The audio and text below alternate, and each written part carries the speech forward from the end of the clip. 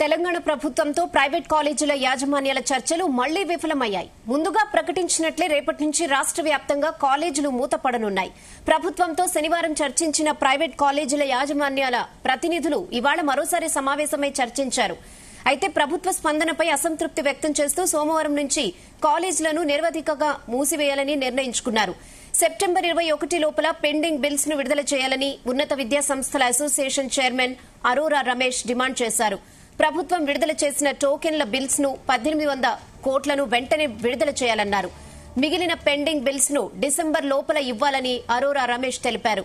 ఈ నెల 23 లేదా 24న బహిరంగ సభ నిర్వహిస్తామని ప్రైవేట్ కాలేజీల యాజమాన్యాలు ప్రకటించాయి.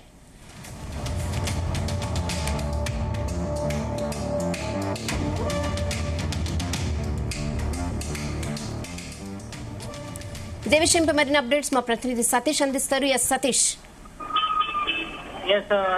ఈ రోజు మాసప్ ట్యాంక్ లో ఇటు ఉన్నత విద్యా సమైక్య పార్టీ సమావేశమైంది. ఈ సమావేశంలో రాష్ట్ర వ్యాప్తంగా ఉన్నటువంటి ప్రైవేట్ కళాశాల యజమాన్యాలు పాల్గొన్నారు.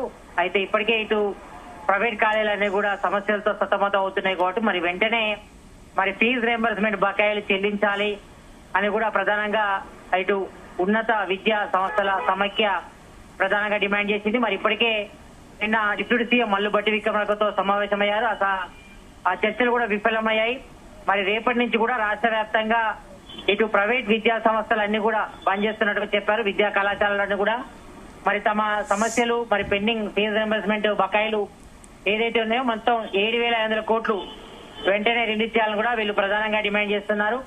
మరి దీనికి రాష్ట్ర ప్రభుత్వం ఒకటి చెప్తుంది. మరి ప్రజెంట్ రాష్ట్రం అంతా కూడా కొంత సమయం ఇవ్వాలి, విడుదల వారీగా కూడా మరి ప్రైవేట్ విద్యా సంస్థల యజమానులకు కూడా చెల్లిస్తామని కూడా డిప్యూటీ సీఎం మల్లుబట్టి విక్రమార్క చెప్పారు. అయినప్పటికీ కూడా మరి ప్రైవేట్ కాలేజీల యజమాన్యాలు మాత్రం ఈ రోజు సమావేశం ఏర్పాటు చేసి మరి ప్రైవేట్ కాలేజీల నిర్వాధిక మూసివేతపై మరోసారి చర్చించి నిర్ణయం తీసుకున్నారు. ఇటు ఉన్నత విద్యా సంస్థల అసోసియేషన్ చైర్మన్ అరోరా రమేష్ కూడా మరి సమావేశం ఏర్పాటు చేశారు. ఈ సమావేశంలో మరి దాదాపుగా తెలంగాణ వ్యాప్తంగా ఉన్నటువంటి ప్రైవేట్ కాలేజీల యజమాన్యాలను కూడా హాజరయ్యాయి.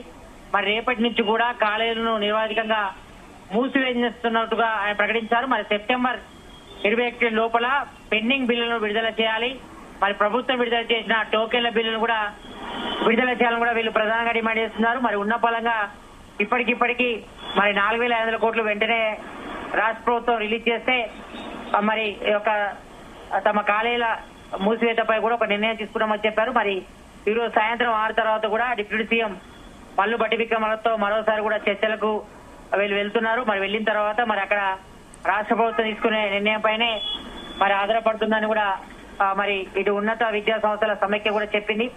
మరి రేపటి నుంచి కూడా మరి కళాశాలలు ఇంటర్ తో పాటు డిగ్రీ పీజీ కళాశాలను కూడా మూసేస్తున్నామని చెప్పారు. మరి ఇది మాత్రం ఇటు విద్యార్థులకు మాత్రం తీవ్ర నష్టం అని చెప్పుకోవాలి. ఎందుకంటే ఇప్పటికే ఇటు దసరా కూడా హాఫ్ ఇయర్లీ ఎగ్జామ్స్ కూడా అన్ని నడుస్తాయి కాబట్టి మరి ఈ విషయంపై కూడా మరి క్లారిటీ లేదు. మరి ఉన్న పరంగా కాలేజీలన్నీ కూడా మూసేస్తే మరి విద్యార్థులకు ఇబ్బంది తలెత్తాయి. మరి హాఫ్ ఇయర్లీ ఎగ్జామ్ కూడా కొంతవరకు ఇబ్బందికర పరిస్థితి కాబట్టి మరి దీనిపై మరోసారి పునరాలోచించాలని కూడా నిన్న డిప్యూటీ సీఎం మల్లుబట్టి విక్రమార్క మరి ప్రైవేట్ ఉన్నత విద్యా సంస్థల యజమానిని కూడా కోరడం జరిగింది.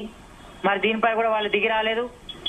మరి ఉన్న పరంగా మాత్రం తమకు చెప్పినటువంటి టోకెన్ అమౌంట్స్ ఏవైతే ఉన్నాయో 4,500 కోట్లు రిలీజ్ చేస్తేనే మరి తాము బంద్ను విరమించుకుంటామని కూడా చెప్పడం జరిగింది. మరి ఈ విషయంలో మాత్రం ఇటు ప్రైవేట్ విద్యా సంస్థల సమైక్య అయితే తగ్గడం లేదు. మరి కాలేజీలు ప్రభుత్వానికి సహకరిస్తూ వచ్చాయని మరి మిగిలిన పెండింగ్ బిల్లులను డిసెంబర్ లోపు 50% విడుదల చేయాలని మరి టోకెన్ బిల్లులు ఏదైతే ఉందో 1800 కోట్లు ప్రభుత్వం వెంటనే విడుదల చేస్తే మరి కాలేజీలు నడుస్తాయి. మరి కాలేజీలు కూడా మరి సమస్యలతో సతమతం అవుతున్నాయి. తాము ఇటు టీచర్ల ఉన్న ఉపాధ్యాయులకు కానీ మరి ఇతర సిబ్బంది కానీ జీతాలు ఇచ్చే పరిస్థితి లేదు కాబట్టి మరి తమ బాధలు కూడా రాష్ట్ర ప్రభుత్వం అర్థం చేసుకోవాలని కూడా మరి ఉన్నత విద్యా సంస్థల యజమానులు కూడా తమ డిమాండ్లు కూడా వివరిస్తున్నాయి. మరోవైపు ఈ నెల 23న లేదా 24న బహిరంగ సభ కూడా ఏర్పాటు చేస్తాం.